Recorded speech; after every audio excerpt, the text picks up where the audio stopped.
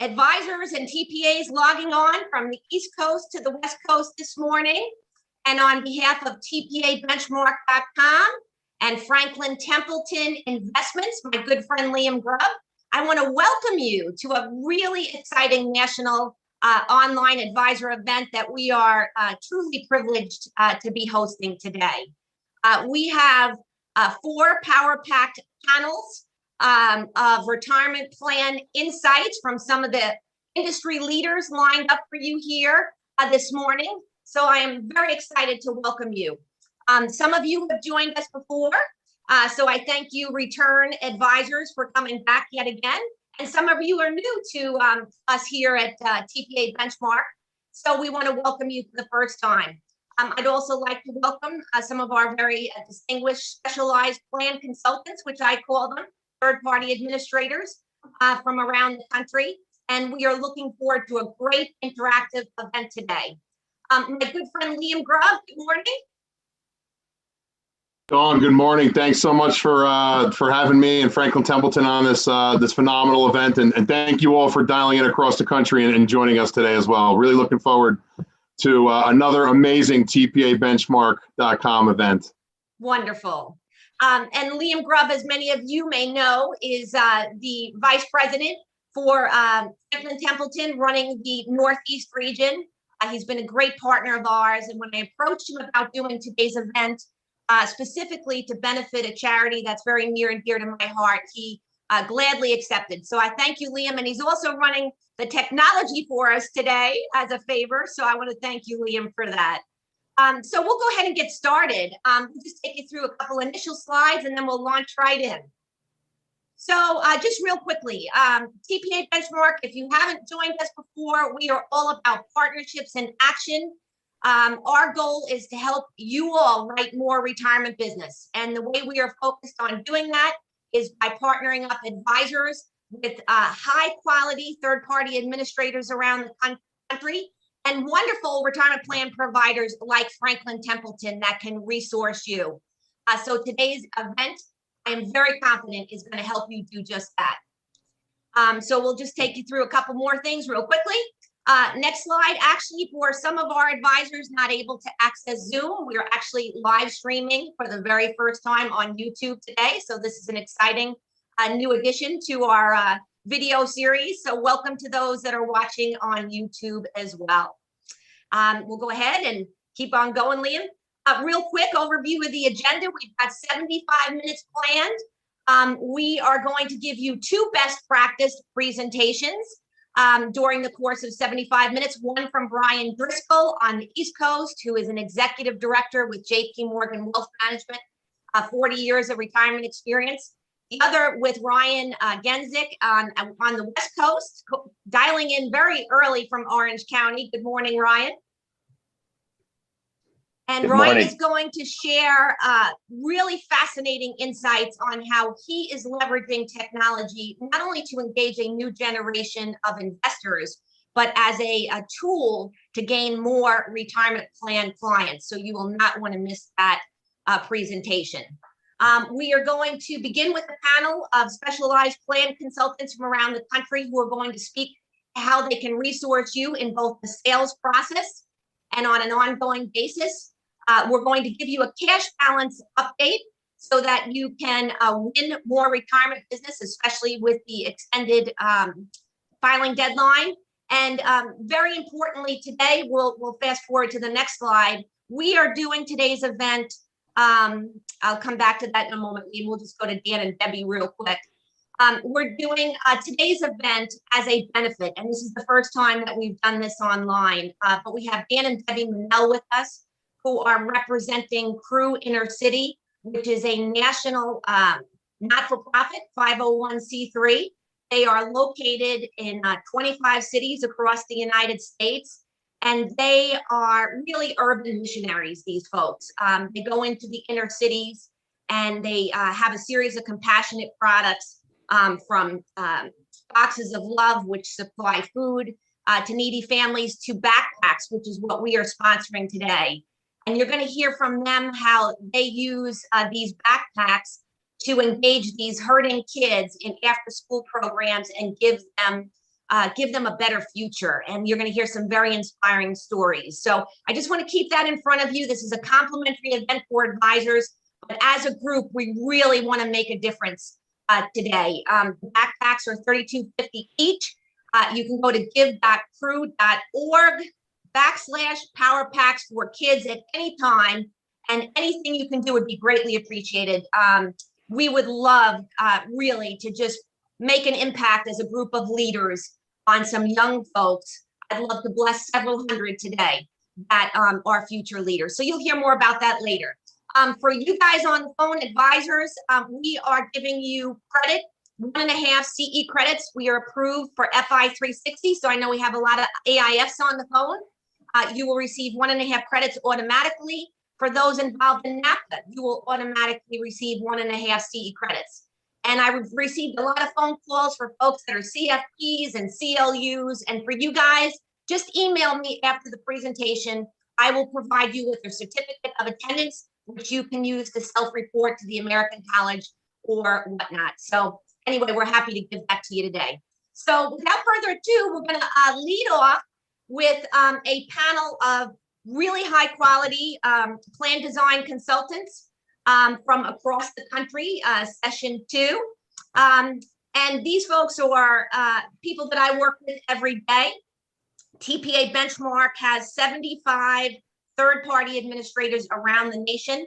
5 folks have volunteered from different parts of the country to represent our organization. And we're going to talk about today how they can add value to your retirement practice. So I'd like to proudly introduce from the Northeast, Missy Matringola from Atlantic Pension Services. Good morning, Missy. Hi, Dawn. Brian Lamb, who's calling in very early from Los Angeles, California, representing Incentive Benefits and Spectrum Pension Consultants. Good morning, Brian. Good morning, Dawn, everybody. From good old Chicago, Illinois, my friend Christopher Tipper, who is the CEO from Hunter Benefits. Hello, Christopher. Good morning, everybody. And then I have down south in Cary, North Carolina, Leah Pace, and she may be out of Virginia, but she's the COO from Retirement Plan Solutions, Inc. Good morning, Leah. Good morning, Dawn. Good morning, everyone. Thank you. Last but not least, Amanda Iverson from Phoenix and Tucson, Arizona, who's a partner with Pinnacle Pensions. Good morning, Amanda. Good morning, everyone. I'm excited for this. So you all may be working as advisors with TPAs, maybe you're not, but we want to just chat on the next slide about some reasons that they can help you win more business and retain that business. Amanda, I'm just going to start with you. Can you kind of just explain what the TPA model is for those that aren't familiar with it, vis-a-vis maybe a bundled model? Yeah, so what I like to say is I'll describe sort of the folks on the phone in my sort of TPA model, because I like to say not every TPA is the same. So if folks have had a bad experience, or I've heard of advisors who have had a great experience, not every TPA is the same. So I'm going to kind of try to explain it the way we all kind of live. But every plan basically does have a compliance specialist. If it's bundled or if it's unbundled, there's still compliance work that has to be done. And our folks that are on this call, like myself and the others, basically what we do is we work really closely with the advisors and the plan sponsors to make sure we have the best design of a plan in place. And I'm gonna just text Dawn and let her know. Thanks. And the best design in place that we can help work with the advisor to make sure that we have great plans for the plan sponsor, because they're not all the same. And then we work with them on compliance. So making sure that the plan stays in compliance with all the rules and regulations. I like to say that we're the nerds and the advisors are the cool people. So it's like a pairing, a beautiful pairing. So we make sure all the nerdy stuff is done. And then we look to the advisors to advise on the assets, because that's just not our area of specialty. Great. And so let's start with the sales process. So Christopher, you work with advisors not only across the Midwest, but around the country. Yep. I know you go out on presentations with them. Can you talk about the value that you add? How, by the way, folks, all of our TPAs are non-producing, and I know that's an issue for a lot of advisors. So there's no need to be concerned about that. But Chris, can you talk about how you undergird the advisor in the sales process and make them look really smart? Well, yeah, we like to think they're pretty smart for bringing us on board. So, and the idea is again to make the advisor look good. And what we try to focus on is flexibility and ease of operation for the plan sponsor. All right. What we have found is that when we're competing against the bundle plan, is that the bundle plans are very often organized and operated in the best interest of the bundle plan provider. All right, not the plan sponsor. And our focus is on making sure everybody understands what needs to be done and the fact that they're going to actually end up getting a lot more help from a TPA than they're going to get from the bundle provider. We don't ever have a single client who's ever woken up in the morning trying to figure out how they can spend more time worrying about a 401k plan. All right. That's our job to take care of them. And, we're the one, what we like to tell them, and in the right situations, it works out right. We get hired to annoy the plan sponsor because they want us telling them what they need to do as their advocate, not the IRS or the DOL in an audit. Okay, great. Very good. Missy, you work with various platforms, and I think it's important for advisors to understand that no matter whether they're working with American Funds, Empower, that TPAs are typically affiliated with all the leading platforms.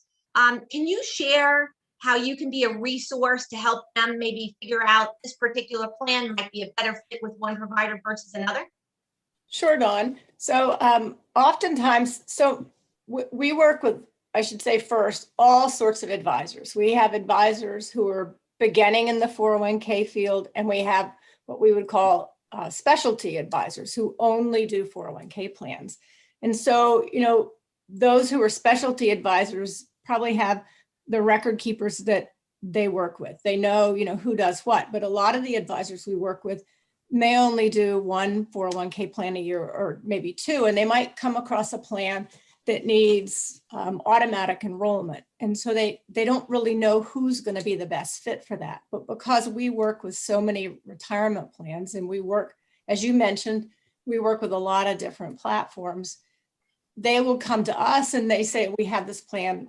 What do you think is a good fit for it? And we can, as you said, because we work with so many different platforms, we know them very well. And we can say, this one has these features, this one has these features, and this might be good for you. A lot of times we don't recommend so much as just give the values for each one, and I think it's helpful. Wonderful. We had a conversation as we were talking about this session about how a TPA can help benchmark a plan for an advisor. So I'm just going to kind of throw that out there for one of you to speak to, or a couple of you, because that's a value added, I think, in the sales process for an advisor. So how are you able to help there? Amanda, I'm looking, did you have a smile on your face? Yeah. So we talked about various types of benchmarking. So I'll talk about the sales kind of piece, and then I'll let someone else, just so I don't talk the whole time. But one thing we talked about with benchmarking is with our advisor teams, we actually started tracking sales close with. So this is an individual benchmark, not actually plan benchmark, but with the advisor, we tracked when we present with advisors versus when we don't. And the close rate on those plans, it was 50% better. And then it's actually grown to about 70% better when they had us in the presentation process with them. So we like to give those sort of benchmarks. And then another benchmark we give is if an advisor has a plan, right? And every year on this 401k plan, they're maxing out the contributions, the owners are, then we're going to go to the advisor and talk to them about the fact that we should probably go to this plan sponsor and talk to them about a cash balance plan. It dramatically can increase the assets for the plan sponsor. And then the advisor, we help them with like, okay, this should be more of your conservative model and this should be here, but let the advisor kind of take the reins with the assets. But those are two areas just for the advisor's performance that we benchmark. And then we also do plan benchmarking. So I know someone else had talked about that on their end. So I'll let someone else talk about that piece. So bottom line, lots of resources on the sales side. The specialty advisors I know really believe in the TPA model because of the retention benefit. Brian, you've been with incentive benefits for a long time and in this industry for quite a number of years. What's your experience been working with advisors in terms of, providing a resource that provides better retention because there's more hand-holding on the service side? Can you kind of just share what you can do for folks in that area? Yeah, I think the most pivotal part that the TPA can add is plan design. And plan design will help improve the outcomes for the sponsors, the participants, and help close sales, and most importantly, retain clients for advisors as well as TPAs. There are clients we've had where something as simple as eligibility was improperly used, and it helped fail testing with improper eligibility. So plan design can really help overall in retention and satisfaction with the client. Fantastic. And we also talked about being an advocate for the advisor. Chris, do you have an example there that you could share? An advocate for the advisor? Well, it's that to help the plan sponsor understand how important their role as a fiduciary is in providing the education to the participants. Retirement readiness is going to be huge because there's a lot of instances where it's retirement non-readiness, all right? And it's the advisor who's going to be the boots on the grounds that can really help the plan sponsor get that message across to the participants to help provide them with the education that they need. We're going to hear from Ryan actually later in today's session how crucial that is and how technology can be a big help there. Leah, I want to give you an opportunity to share what you're doing down south there with advisors, to help them win business and also just make it easier for the advisor, because we all know this 401k, it's a great market opportunity, but when you get into the weeds, it's a lot of nitty gritty and there can be a lot of questions. And you guys are such a great technical resource for advisors. Can you share a little bit on that topic? Sure, Dawn. Very similar to what everyone else has been stating. And I also use the same term that Amanda uses. We are the nerds in the background. I wear that label proudly. And we really try to get in there and ascertain what the client is currently struggling with so that we can help the advisor when they go in to do their presentations to solve their current problems. And then because of the plan design, if we can increase the flow, that of course financial advisors always like that. And then just the ease. We try to help them and assist with as much of the paperwork as possible. We're involved with those conversions when money is moving so that we can help answer questions and things like that. So we really try to present ourselves as someone supporting them right there side by side. And we're helping our plan sponsors remain compliant. We've had so much experience of taking plans over where they were not compliant. We typically always have a story to tell them of why you need to follow what we're saying. I know we're nagging. I know we can be the bearer of bad news sometimes, but we've seen a lot of crazy stuff out there, and we want to keep you from falling into those potholes. And go ahead, Missy. Can you augment that? No, yes. So I just got called in to an advisor asked if I would help. He had a client and the client apparently bought another company, and he'd asked if they would talk to me about a year ago and they didn't want to. And he finally convinced them to talk to me.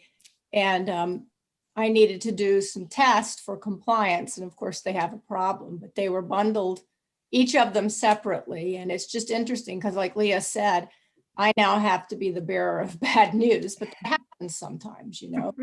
And the advisor was smart, which is great. You know, he knew what to ask for, but you know, it's hard because sometimes you are the bearer of bad news. Great. And you know, in addition to, you know, being that consultative resource, we had Susan Conrad on a few sessions ago from Plan Corp. And to the point of close ratios, right? Even getting that initial opportunity, she said whenever she brought her TPA partner in, she had 100% close ratio. And I confirmed that with the TPA. I mean, you know, maybe it's not 100% in the market overall, but I think you all shared with me that when you guys partner up with the advisor and come in as that specialized plan design consultant, you've seen the advisor report that they've had higher close ratios. Can you guys comment on that for the group here today?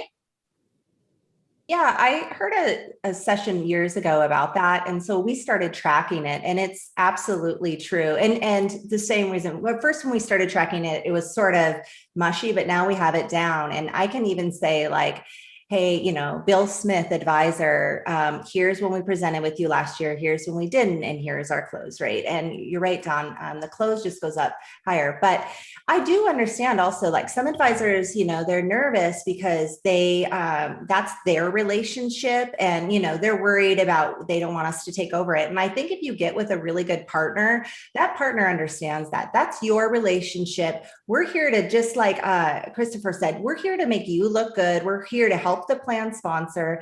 And I think everybody on this call, certainly, we absolutely respect that relationship. And none of us are producing TPAs. So there's no risk that we're going to take over those assets. You know, we can't do that. That's not what we do. So I always like to say that when I'm a better TPA with an advisor who wants to partner with me, and I hope that the advisor feels like they're a better advisor when they work with a firm like ours, because we should work in a partnership so that we just make life easier for the plan sponsor while also making sure that that plan stays compliant. And then just in terms of ease of like the proposal process, so since you guys are all connected with the major providers, if a TPA is working with you, they could be working with 10, 12 providers. Can they run the proposal through you with your connections with the various platforms, or initiate it in that capacity? So if someone hasn't worked with you before, you know, Chris, they can come to you and you can run a proposal with Empower or ING and kind of coordinate with the wholesalers in that region? Absolutely. We can make sure that it gets taken care of, that everybody understands what metrics they need to give to the record keeper and what the numbers mean when they come back to us. In order to, everybody has a different way of presenting the numbers. You'd think it would be just simple math. It's not. There's words involved. Okay. And one of the things that we can do is to help make sense of everybody's different presentation, and really so that they understand whether they're comparing oranges and oranges, or oranges and apples. Wonderful. That's great. Brian, do you want to put in a last word here? Well, yeah, let me try and summarize.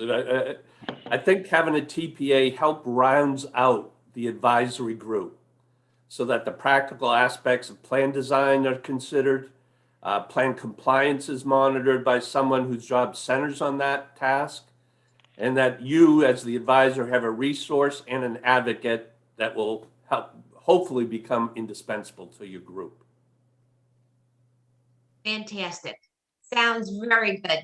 So I'm going to hold you folks on the call. They're going to camera off, but we are happy to get you connected with any of these folks. And actually, we've got a number of TPAs from our benchmark community, and we have advisors on today from all over the place. So we'd be happy to introduce you with a resource in your region. And these are great folks that can only make you look better, make your plan sponsors more satisfied, not only help you win that business, but keep it longer. And that's what everybody wants. So take advantage of these folks. They're really, really smart people. So I want to thank you all for joining us, and stay tuned. If we have time, we're going to do some more questions at the end. Thank you. Thank you, everybody. Thank you.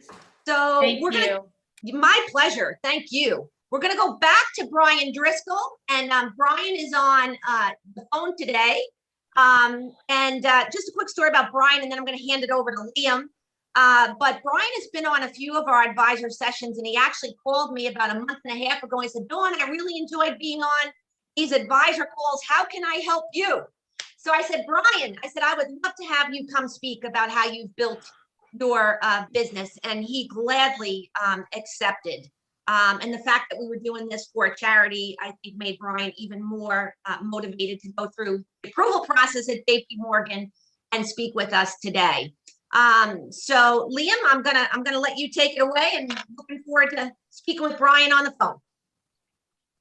Thank you so much, Dawn. And having been part of, having the pleasure and honor of being part of so many of the events, I know this is one of the most, I think, positively feedback sessions, is hearing from a successful retirement specialist such as Brian. So it's a real privilege for me to introduce him and interview him today for you all. But once again, Brian Driscoll from JP Morgan. Brian has 40 years experience in financial services, a very impressive background in private banking. He used to be a partner at Cantor Fitzgerald. He held senior positions at Lehman Brothers and then Barclays. He's been with JP Morgan for the last 10 years, and it's a real honor to have him today. So, Brian, are you ready for our session? You've set me up really well. And if you knew half the technology battles leading up to this, you'd be even more impressed. Brian, you're the best. And no, it's great to see you again. So, Brian, as you know, advisors all over the country here, really looking forward to learning from a seasoned professional like you. So if you wouldn't mind, Brian, could you first start off by maybe sharing how you got involved and started in the 401k market?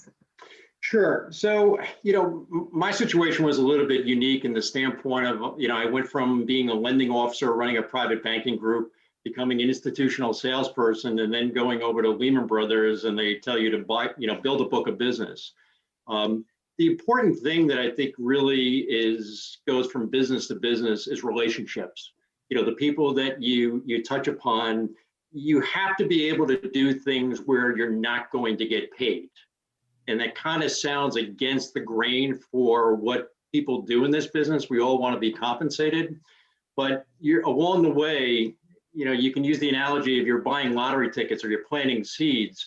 You just never know where your next opportunity is going to come from. And by that, there was a good friend of mine when we moved over to, I'd gone to Lehman Brothers, just kind of starting out on, I'll call it the investment side from a high net worth standpoint and more equity driven than anything else. And, he called me up with a scenario with his company 401k plan, and they had a defined benefit plan. And I didn't know where to turn. Fortunately, I was able to connect with a couple of people who became kind of mentorish, and you have to be able to roll up your sleeves and get involved.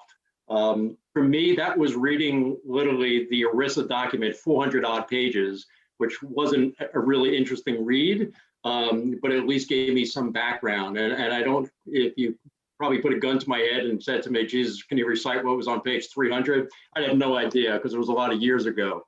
But the big point is you have to be willing to make the effort. And I think that's been the key to what I found. No situation, you're never going to walk into $100 million type opportunities if you didn't work on some of the starting points. I'm based in New York, and one of the people that had said to me is, what you don't want to be doing is you be calling up major companies that have very senior coverage, because make the mistake on the people who live in the boroughs, Queens, Brooklyn, and such, just to get your foot in the door and get experience. And that's what it's happened. It is a cumulative effect to get to this point. That's great, Brian. Very insightful. Thank you for sharing that. A large crowd today. As usual with one of Dawn's events, I know that there's a large community of wealth management advisors dialed in today that are looking to make retirement plans a bigger part of their book of business. If you had to give them one piece of advice, what would that be, Brian? Get the product knowledge. I mean, be willing to spend the time. There's so many different resources that are available, whether it be on Templeton, Principal, Fidelity, and such, where you can go in and just get a great amount of information about different things. Know the basics. The difference between a 321 platform, a 338 platform, the understanding of what a fiduciary really means and the impact that it could be to a client. You have to be able to get your hands dirty and have the product knowledge. It really, I would strongly suggest they find some sort of mentor. And I've found either working with a great TPA or various wholesalers at firms, the wholesalers are there to drive business as the individual advisors are. Their role is not to be able to take you out to dinner or to lunch or what have you. Those days have gone by. You have to be able to really roll up your sleeves and say, what can I learn here? Why is your platform different than another platform? And find the people who are in your group. To me, it doesn't make sense to have 20 different contacts. Find your group, narrow it down, and really focus on driving business that is for both sides. When you're sitting at a table and the table is slanted only to you, the situation is not going to work. There has to be a give and take when you're working with these different firms. And that they know, and you can kind of preface it by saying, listen, this is a startup. There's no money in this, but how can you help me? And I think, listen, honesty is always the best policy when you're starting to work with this. That's the best thing I would do is to find advisors. For an advisor standpoint, really be able to work with somebody maybe within the firm that can have your best interest and the client's best interest, more importantly, first and foremost. That's a great answer, Brian. I appreciate the kind words you gave to wholesalers. If Dawn doesn't mind, I'm going to make a quick 10-second plug here. But, at Franklin Templeton, my colleagues and I across the country have dozens of resources to help advisors like yourselves dialed in today grow your books of business. And one thing that's ingrained in us at Franklin Templeton is we understand that we have to earn your trust to be considered a resource, and we have to earn the right to compete for your business too. So I think that's very in line with Brian's comments. And I just wanted to thank him for that. So Brian, I know, listen, it's been a crazy, we're about 13, 14 months into this pandemic now, a crazy year for everybody dialed in.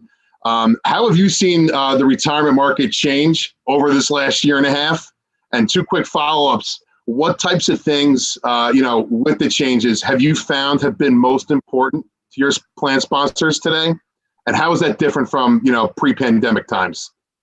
Sure. So, obviously the environment we're in, just look at us now. It's Zoom. We can't go and knock on doors. We can't go and, I don't know, some people, if it's kind of old fashioned way, they're sending out mailers to people, but there's nobody on the other side to receive it. It's forwarded along the way. Most of the time, you're not going to have an email type of.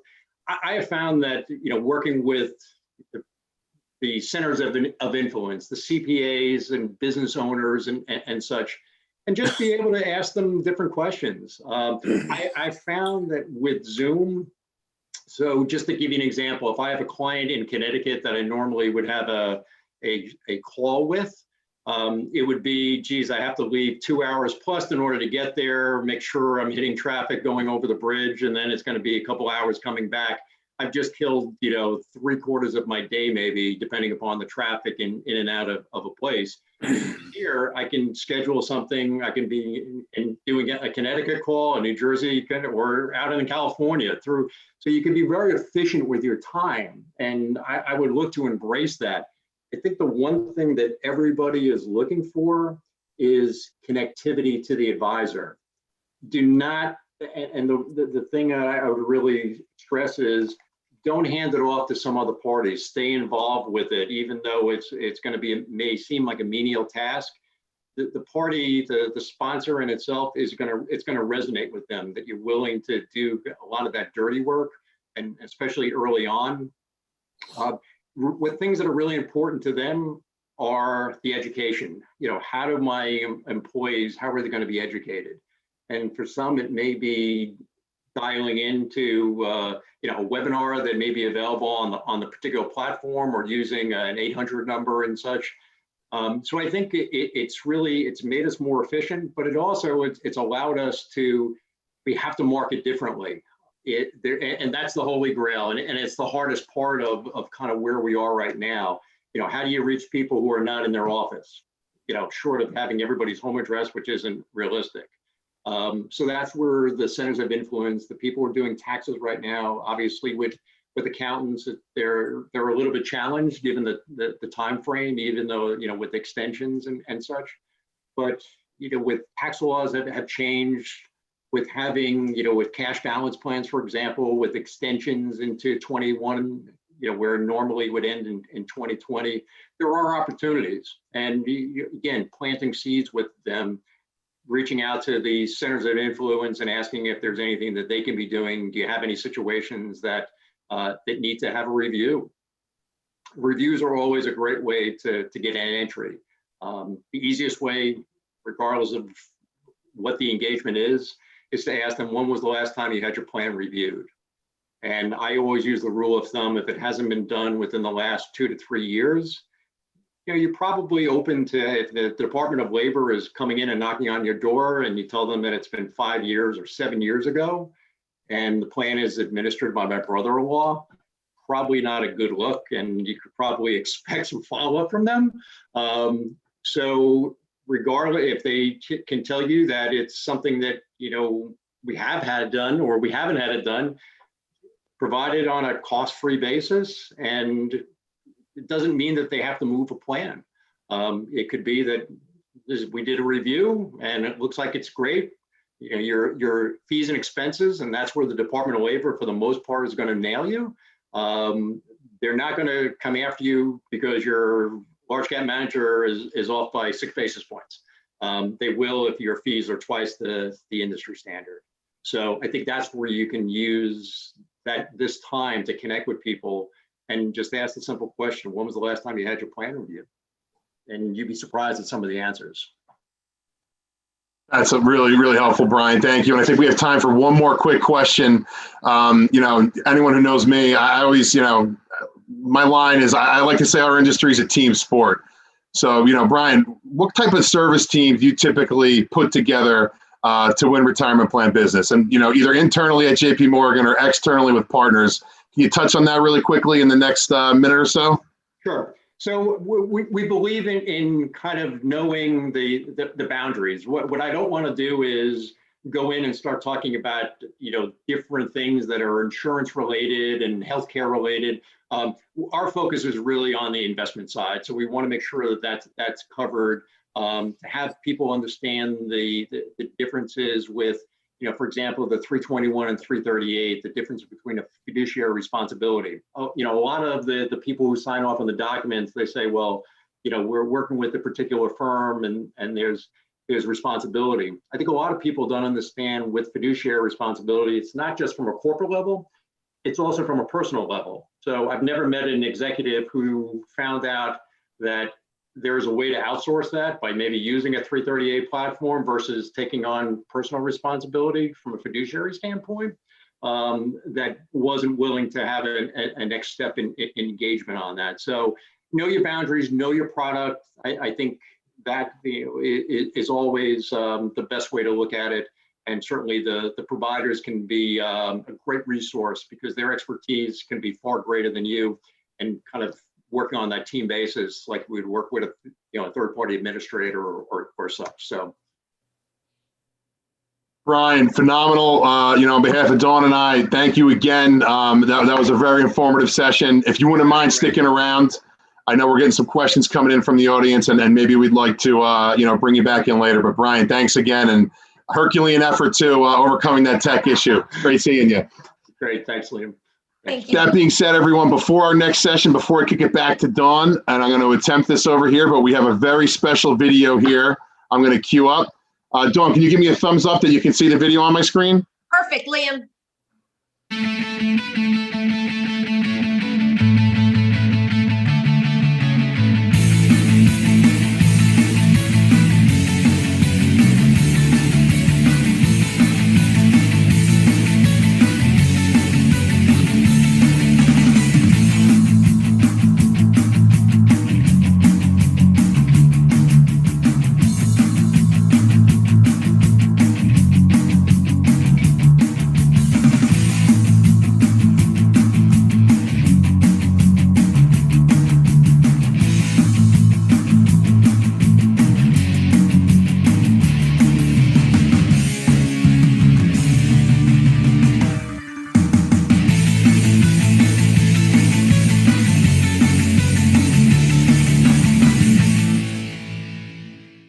Awesome. Thanks, Liam. Today, we're really honored to have with us Dan and Debbie Manel from CRU Inner City. And I know Liam and I have the same outlook on this. We are so privileged and honored today, not only to serve you, the advisors that are attending, but really to make a difference in a child's life.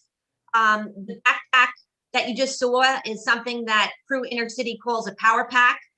Between now and August, they assembled these backpacks. CRU Inner City is a national not-for-profit. Just on a personal note, I've been involved with this organization for 25 years and so impressed by their integrity and their heart to be a servant in the inner city communities. There are folks like Dan and Debbie in 25 cities around the country who go in really as urban missionaries. They don't take a salary, they raise their own support. Every dollar that you give today will go directly to CRU Inner City. A backpack is $32.50. And I'm just hoping that as a group, we could impact a couple hundred kids that perhaps one day could be sitting and they could be a Brian Driscoll or a Ryan Genzik or one of our advisors or TPAs on the phone. And I know in my life growing up, I've had a lot of mentors and people that have made a difference. Dan and Debbie are going to share some stories with you today because it's not just about a backpack, it's about changing a kid's life. So Dan and Debbie, they're personal friends of mine. I want to thank you for joining us today. And it's my honor to have you speak to this great, great group of leaders. So Dan and Debbie, I'm going to have you take it away. Hi guys. Thanks so much, Don and everyone for being here.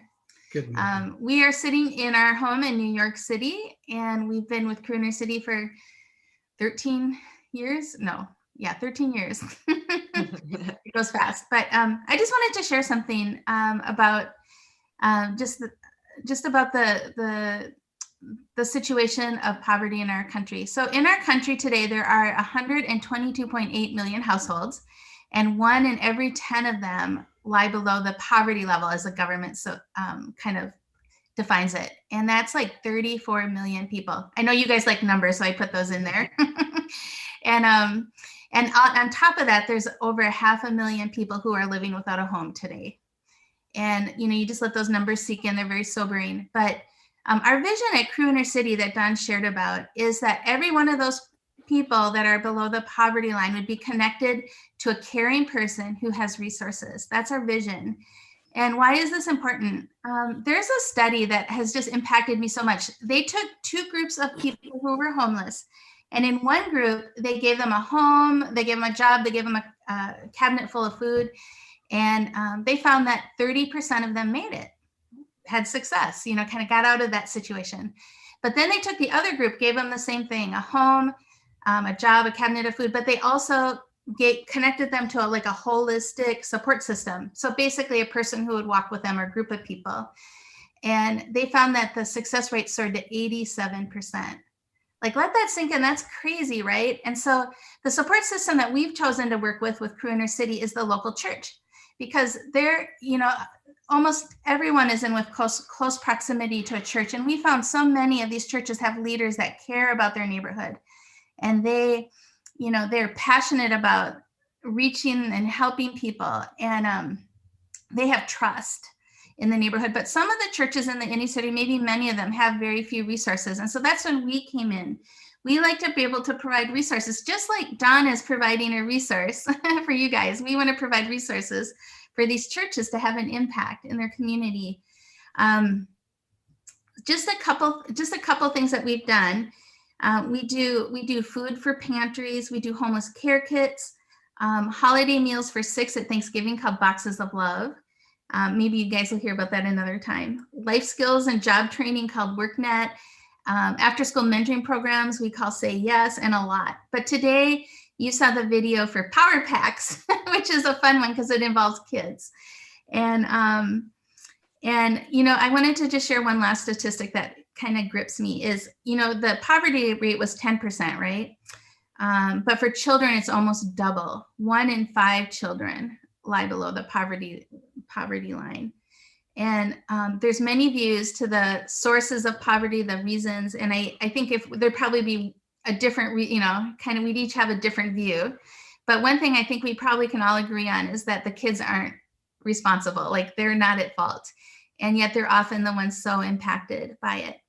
And so a power pack, you may say, well, it's just a pack with school supplies, but it's really so much more. It's number one, it's tools for success. Like legitimately, we hear back from these churches that the families are reaching have to sometimes choose between rent and food and school supplies, right? And but it's even more, one of the powerful things is that connection to a caring community that can help them journey more. And so we wanted to share a short video of our Say Yes Center, because many churches that get power packs also use our Say Yes Centers, and you can just get a picture of the impact that makes.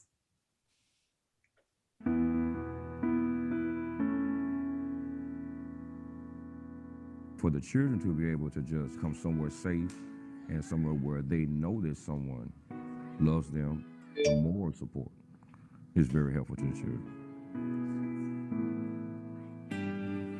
Say Yes starts with a meal, which is proper, because some people don't get that meal.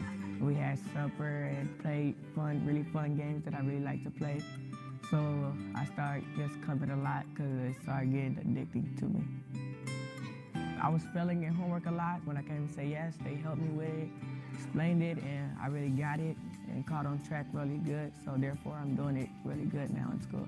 Now I see my grades is better, and I just made the honor roll. He does a whole lot better now in school. Some of his teachers at school, they say he's a great leader, and I like that about Say Yes because I know he learned the majority of that here. They know you're there for the long haul. They know you're there for more than just one night a week, and that you really want to be a part of their lives. You really care about them. Having a mentor is like fun.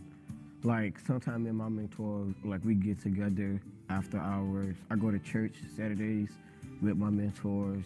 Some of my mentors come to our games. Before they began coming around to Say Yes, they didn't have that many goals and opportunities and everything like they have now. And I think they have a great opportunity to go to college, get in whatever field they want to get into. I like that because it's an opportunity for them to do much more in life. Oh yeah, college is in my future. I used to didn't want to go to college. I used to think, oh, I just get like a part-time job, and now it's like too many things I can go out there and do where I gotta go to high school just to figure out what I'm going to do. Say Yes has helped believing things that I thought that I couldn't do. When I come to Say Yes, they tell me that I can be anything, and they encourage me to work harder on doing things that I want to really do. And now that I believe I can do it, I'm going to stick to it. Some of my biggest dreams is to make it to the NFL. My dreams are to become a teacher, a doctor. I think I want to be a poet. My dreams is to become a leader. That's awesome. And I think you know one of those young people in that video. Yep, sure do. Bobby, just to finish his sentence, he said, "Hey, welcome to Forward. Come on in." I'm Dr. Nate Favini. I'm our medical lead here. Oh, we'll just have to hit stop, Liam, on the video. The first thing you're going to notice about the location is that there's no waiting room. That's because there's no waiting here at I think it scrolls on YouTube to another video, but go ahead, Dan. Yep. So Bobby, I know all those kids, Mahogany, Bobby, Antonio, Red. Bobby lived with us for a season because he got kicked out of his house. And that's not all that uncommon in the inner city. And you can see the confidence Bobby has. He used to think, as he mentioned, you just get a part-time job like his dad. But now I want to make it to the NFL. That's Bobby. He has some hope. And that is you're really seeing the story mid book about the 5th chapter, because Bobby came to the Say Yes Center, which didn't exist before a pastor coached. We together started a baseball team, which filled a park in an impoverished neighborhood with 6,000 kids that had no organized sports. And so as a result of how do you begin that is with, you begin to meet people with immediate needs. And a power pack is the key to creating an entry point into that relationship. And we have a number of programs with power packs. Today, we at a particular park named Stewart in the city, we went in with power packs and distributed them to those, after circulating some flyers around the neighborhood, to those families, hurting families. And Bobby was one of those. After starting a team in that park, which was, by the way, the first one in years that had ever been played at that park, because it was full of, as Bobby mentioned, gang activity. And that set a whole new trajectory in their lives. And they have a different focus and a greater passion and optimism for something different. And so the reason it is so important and critical is not just that you're seeing the story mid-chapter, but there are so many kids in the community that have an opportunity, but many don't. And I'll just say that in the case of Bobby, he is doing well right now and is having a great deal of success in school. And I could tell you all kinds of stories. Deshaun used to couch surf even as a 12-year-old.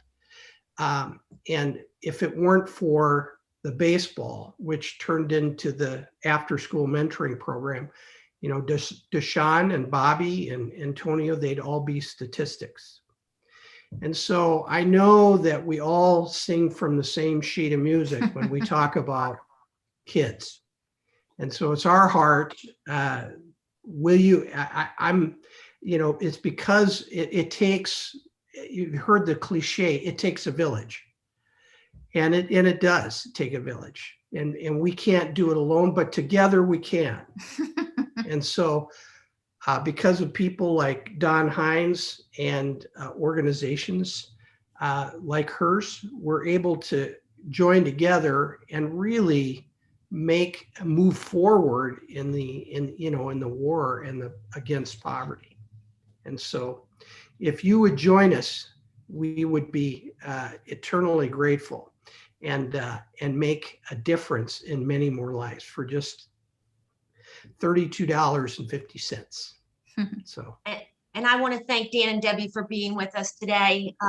It's a bit of a different format, but it's really important. And, you know, just as Brian talked about the power of a mentor in the retirement business, you know, you can be that unseen mentor that could very possibly change the course of a young man or a young woman's life. And they might just make it to the NFL because of you.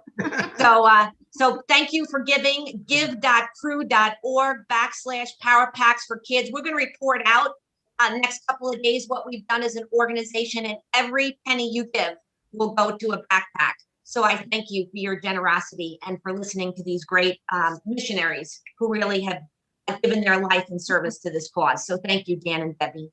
Thank you very much. So I'm going to leave that link up, but Liam, we're bringing on Carlos to talk about cash balance. Hi, Dawn. How are you? Excellent, Carlos. Thank you so much. Really happy to be here. We're happy to have you. And Carlos. Liam's going to give a brief introduction to Carlos, and we're going to do an abbreviated session today because we still have Brian on deck, and we're going to get through it all. So thanks, everybody. Thank you, Dawn and Carlos. Great to see you again. Thank you for joining a man with many accolades. But we're going to keep it short today because the interest of time. But Carlos serves as the regional director for New York and the Northeast at Kravitz. He joined Kravitz in 2010 to help launch the firm's New York City office. He has more than 20 years of professional success in the retirement industry. Probably most important, he's a Long Island native, alumni of Chaminade High School, and he, probably the most knowledgeable cash balance professional I've ever met. I know we could spend hours, updating us on opportunities in the cash balance market, but I believe we have about 5 minutes for Carlos's session.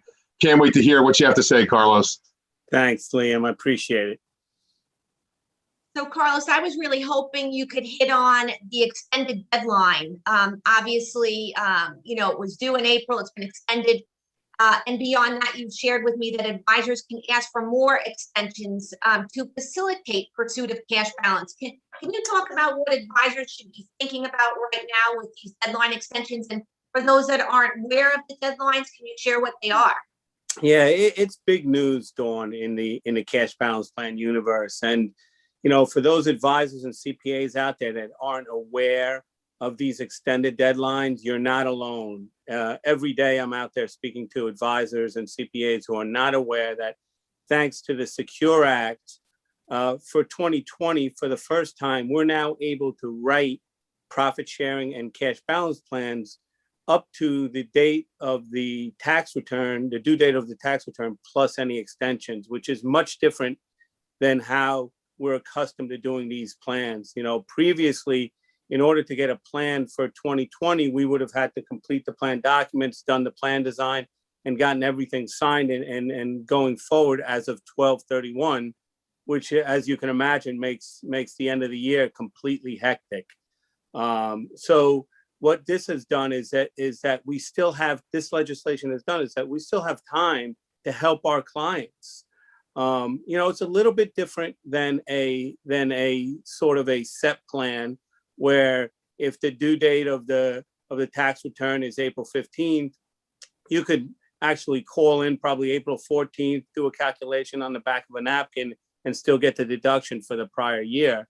Cash balance is much more involved, and we need probably about 8 weeks or so to be able to draft the documents, do the valuations, do the discrimination testing, and get them the figures they would need to do the deduction. So what does that mean, Dawn?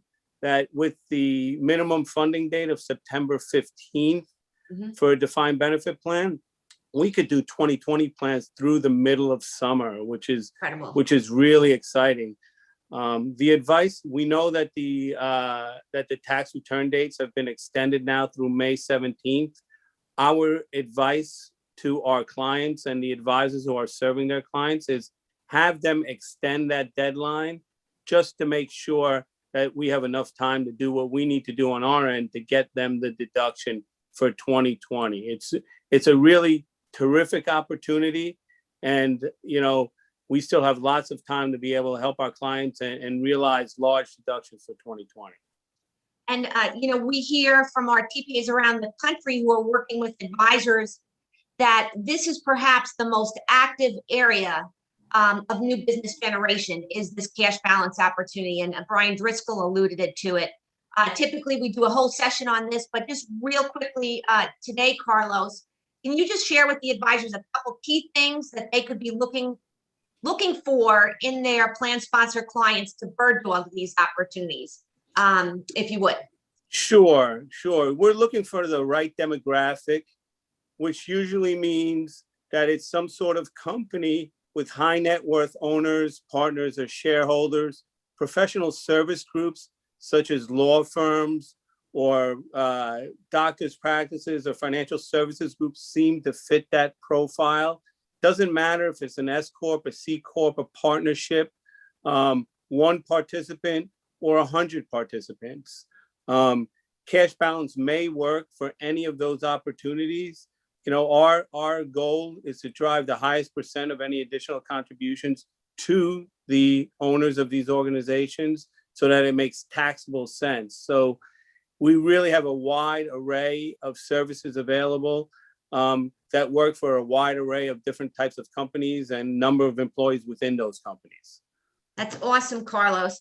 We're going to continue to talk about this topic in future webinars, and stay tuned.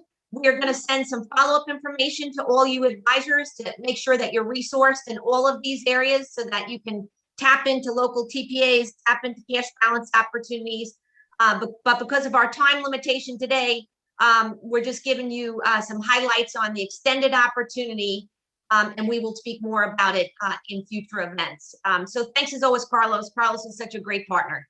Thank you, Dawn, and happy selling. Yeah, there you go, guys. I want to bring on Ryan Genzik, who got up very early this morning out in California and has been patiently waiting. Ryan and I started talking by way of introduction from one of our very fine TPAs, Mike Gorelick, who runs Benefit Equity out in California. Michael has been doing a lot of work with Ryan, who is absolutely cutting edge, in my opinion, on the topic of technology. And I'm going to just get out of the way because I want Ryan to dispense as much knowledge as he can in our concluding time. Mike, Ryan, thanks for joining us. And Mike, I'm going to have you take it away with Ryan and talk to us about the role of technology and how the folks on the phone can use that to win more business. Thank you, Dawn. I so much appreciate the opportunity to do this for everybody. Thanks for having me. Yeah, my name is Michael Gorelick with Benefit Equity. We're a third-party administrator here in Southern California. And, technology, and by the way, we only have just short of 15 minutes, so I'm going to go quickly. But technology and the topic of technology is something we're just constantly trying to improve upon and utilize to improve our businesses in any way, shape, and form. And it's just a constant look at it. So what I try to do as a TPA is use technology from our system standpoint so that we're connecting and leveraging relationships and partnerships and information as much as possible, which helps us win business and keep those relationships going. Working with folks like Ryan Genzik of Clearview 401k Consultants, a member of Pensionmark, he's literally one of my top specialty advisors.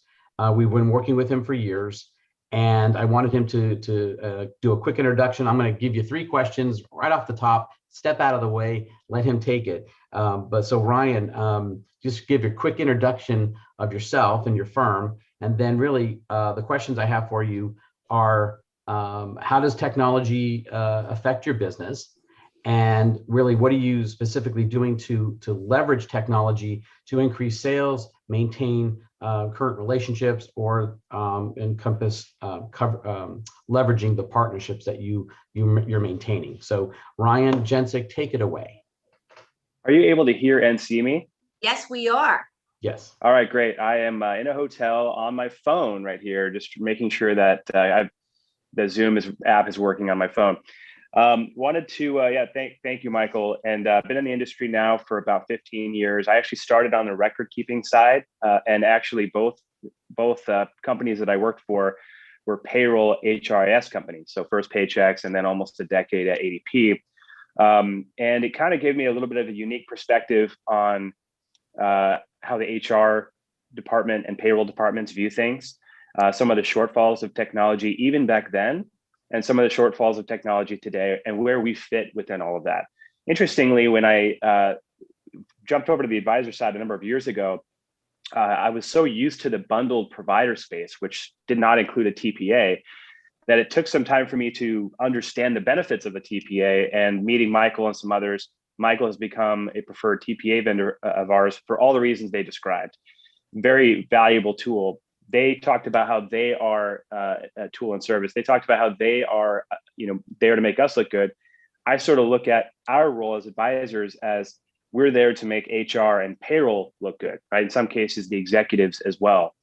Wanted to mention something briefly that Brian, the other advisor, talked about earlier that might be helpful because it's been very helpful for me. It's not necessarily technology related, but it's related to getting into the right people. One of the first things I ask when I'm talking to a client or prospect is, who is part of your 401k committee? And the reason for that is because a lot of businesses, particularly in the small to medium-sized space, don't have an official committee in place, but it's very important to have that. It tells me 2 things. If they don't have a committee, that means that there's room for improvement right out of the gate. We can formalize a committee, make sure everybody knows their fiduciary role. But it also tells me who are the decision makers going to be along my sales process. And then what happens is we all want to get to the executives, of course, and that's part of the roadmap. But I like to make sure that we're not forgetting about HR and payroll folks. How can we make them look good before we move on to the rest of the people? So technology. When somebody asks me, how do I use technology? How does technology affect my business? At this point, I kind of feel like technology is my business. Because whenever you think about 10 years from now, 20 years from now, it's going to be more and more technology. There's no use sticking your head in the sand and letting it kind of do its own thing and then eventually maybe replacing you. I do think there are some plans that will end up being going to a pure technology platform, and the advisor won't have a part in that. But I also think there's going to be a lot of plans that will continue to need our help in all the ways that we already service them from a fiduciary perspective, taking on that 338 role or 321 role, making sure that they're doing all the things they're supposed to as a committee to keep themselves safe, focusing also on the retirement readiness of the employees and utilizing technology. What's interesting about COVID is it sort of sped up in a lot of ways technology, the implementation of technology. The good thing is, and I always try to look for good things and bad things, the good thing is that almost everyone now is familiar with how to use Zoom or Teams or some sort of video conferencing app. That means now we can fully understand it on our side and leverage it to accomplish as many goals as possible. One being virtual meetings, obviously, with the committee, with the employees, tracking. Certain software allows for you to track who's watching. Are they engaged? So WebEx, Zoom has these features where you can track, are they engaged? Or do they have other tabs open behind the scenes? So there's different analytics you can pull from that to leverage technology. It's all about tracking as well. So tracking whoever's using that and then putting it into an output report to share with the committee to see what results are happening from all of this. But that's one thing that we've done is we've utilized that. And we've also looked at some other things from a technology standpoint that have helped a lot. When we sit down with HR and payroll, this is sort of comes from what my background is. We try to understand, what are they using now for payroll? What are they using now for HRIS? These are the things that payroll and HR departments are involved with all the time. Every day they're in that system, figuring out how they can transact payroll, how they can deliver information like benefit information for health benefits, retirement notices and things like that obviously have to go out in some way. And most of them are using some form of HRIS. Our main client focus, where most of our clients lie, are between about 50 employees and about 1,000 employees. So what that means is that most of them are using some sort of HRIS system to deliver information, now more so than ever. If they have multiple locations, even more so. If they have a lot of people working from home, which most people do, even more so. So when we start to have these conversations right now and ask who are they using for payroll and HRIS, how are they delivering all this information? Right now, a lot of them are saying, yeah, we're struggling with that. We're trying to figure out a better way to utilize what we have to communicate information to the employees.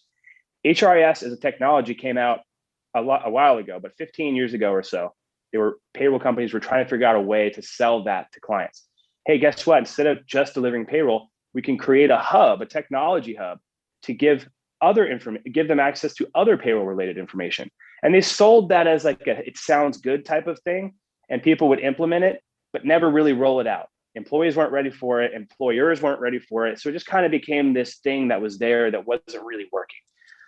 It wasn't up until I would say probably 2010, 2015, where it was starting to catch a lot of steam. Mobile phones, almost everybody had a smartphone at that point.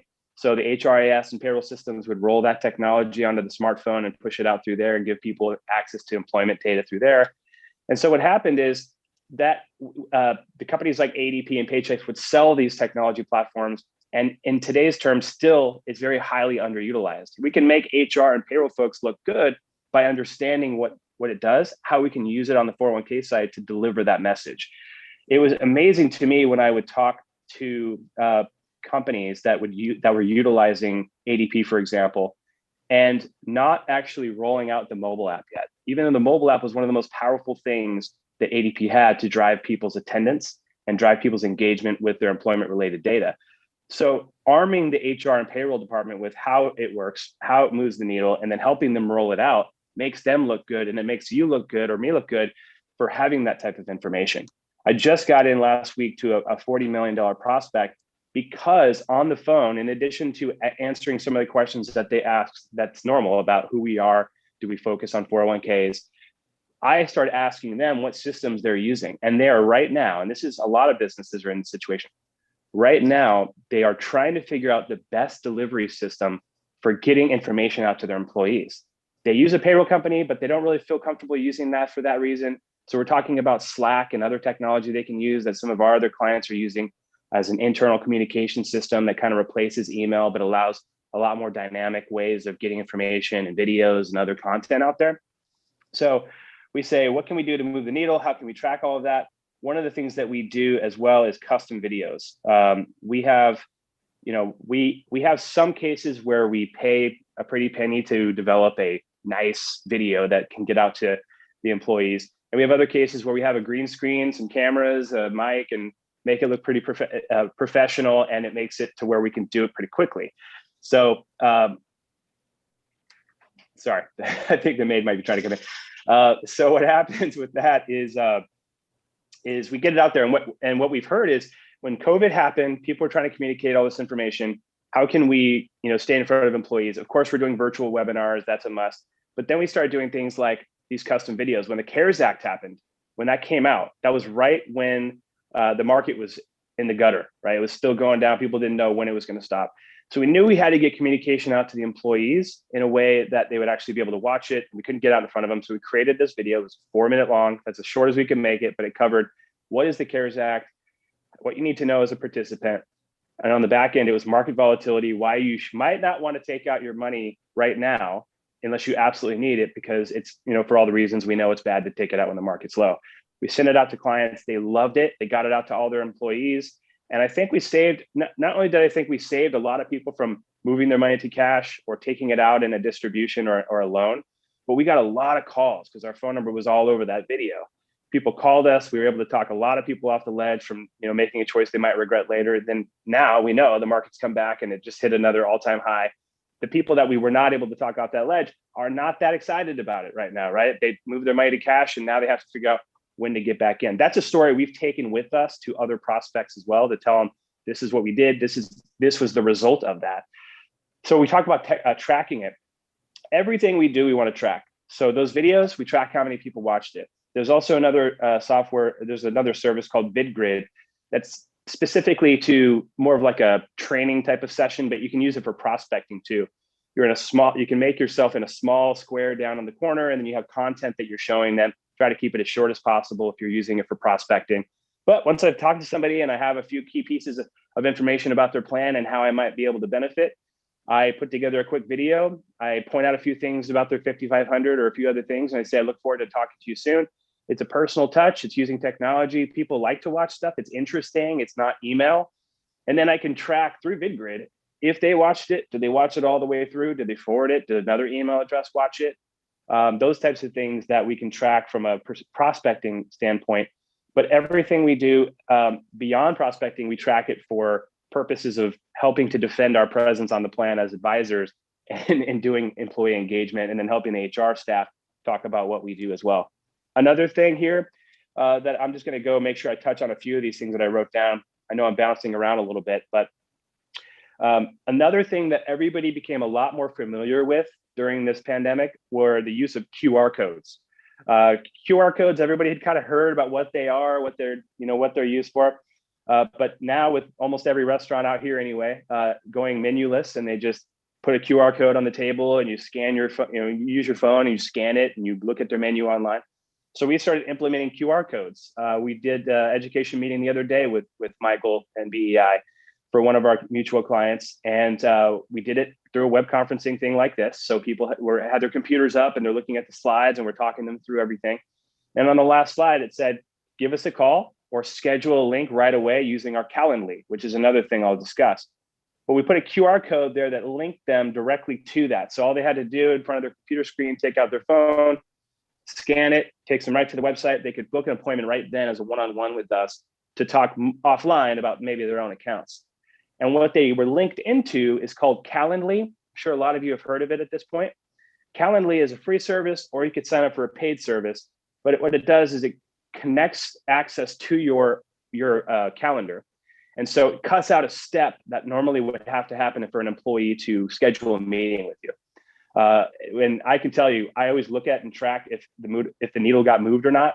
This definitely impacted it dramatically with how many people take us up on these one-on-one types of meetings now. And again, we track all those meetings in our CRM system. We put it out in an output report at the end of the year. We talk to the committee about all the conversations we had and what we talked about with those employees. to help justify our place on the plan. But now when we do education meetings, either our own group meetings, or there's other events we've done, which I know I don't have time to dive into, but there's other events we do where we invite all the participants of all our plans to it. And now what happens is in that chat log, we say, we're going to go through a lot of information, ask us questions during the meeting, but here's a link you can go to and schedule a one-on-one. It's free. It's part of your employment with your company. And you could talk to a CFP on our team and ask questions about your 401k or other financial things. That now that we're doing those meetings again, and we're putting that link in there, it used to be that we did group meetings and there may be two one-on-ones scheduled afterwards. They'd call us or email us. We'd find a time. Now they click that. My partner who's a CFP, his schedule fills up for a week, after the call, and he's talking to people back to back, and he loves that. And we get to track it and log it and help justify our efforts and our place on the plan. Ryan, I'm going to ask you if you'd Sure. be willing to do this, and then I'm going to follow up with people in our follow-up. We have Cliff Cadell who's asking, you're mentioning like really great resources about making the custom videos and all these different tools. Would you be willing to share? They're asking us to put it in chat, but maybe I could do it in my follow-up email. Some of the tools that you use to kind of create the custom videos and whatnot, so that those that maybe aren't as technology proficient like me could look into them for their business. Yeah, absolutely. I'll share the list of things that we use, the technology tools that we use. And I would say, to kind of circle back to what I started with, I think if you're talking about trying to grow, I always try to implement things that will make the biggest amount of difference in multiple areas. And one of those things is partnering with your payroll salespeople. You don't have to become an expert. I come from that world, but I can tell you don't have to become an expert on payroll and HRIS technology to use that to help you win business. Because what happens is you call Paylocity or ADP or whoever's in your area, these top reps, find one of their best reps, not someone that just started yesterday, and partner with them to learn about their product and how you can use some of your own custom content and get it on their home screen of their HRIS system or in the mobile app or something that's going to actually get eyeballs on it and then help to prove your worth. And also what happens is if you get connected with the right people, they are professional salespeople. They will help you get better at selling because they're so good at selling. And they use a lot of this technology. Some of the stuff that I use, I pulled from some of these people that are professional salespeople that use it in their own day-to-day. Awesome, Ryan. We're going to have you back because this is great. I know it's educational for me. We're talking about resources, and Brian started out the conversation about referral marketing. Liam talked about working with BCIOs, working with the payroll providers. That's a great suggestion. They are tremendous wholesalers and they're calling on a lot of plan sponsor prospects as well. Just fantastic. And Ryan, I'm going to follow up with you and Mike, and we'll get out to folks the list of, as per your request, advisors on the phone, the list of tools that Ryan is using. And Ryan, if folks have other questions for you, can we facilitate some follow-up? Sure, absolutely. It's great. And then Mike, I'm going to just have you maybe wrap it up here, and yeah, absolutely. We'll let folks go and have some lunch or breakfast if they're in California. Thank you, Don. I know we're running past our time slot. Thank you again, Ryan, for such a detailed description. I know there's a lot more to talk about, so we should have a follow-up with this. But I can just tell you from a TPA that's been utilizing his company, his services, and his talents, the plans that we have together are highly successful. And I've been able to refer him to several new clients of mine that came to me through other sources, like CPAs and CFOs. And being able to refer in this type of a quality specialty advisor makes all the difference in the world, and it's really helped us in our business. So thank you again for our participation. We very much appreciate it. Great. And I want to thank everybody. I think we've had about 13 or 15 people on our panel today. We've fit a lot in a short period of time. I want to thank everyone who has participated today. I want to thank my a good friend Liam Grubb for running the technology and being a co-host. I want to thank Dan and Debbie for their service to kids in the inner city. I want to thank everyone who donated today to this great cause. And after the call, if you're inclined to do so, we would really appreciate it. Thank you to our TPAs at TPA Benchmark. Thank you to Brian Driscoll and persevering through the technology. Thank you, Carlos Doriche and Ryan and Michael. We're going to send everyone on the call follow up. And bottom line, we are here to help you. We want to be a resource to connect you to folks in your local area that can help you all write more business. So Liam, I'll have you close us out. Thanks again, Dawn, and thanks for the honor of closing us out. Thank you, everyone, for joining. I hope you all stay safe and healthy, and we look forward to following up and working with you in the very near future. Happy selling, and please stay safe, everyone. Thank you. Thank you. Have a great day, everyone. Thanks so much again.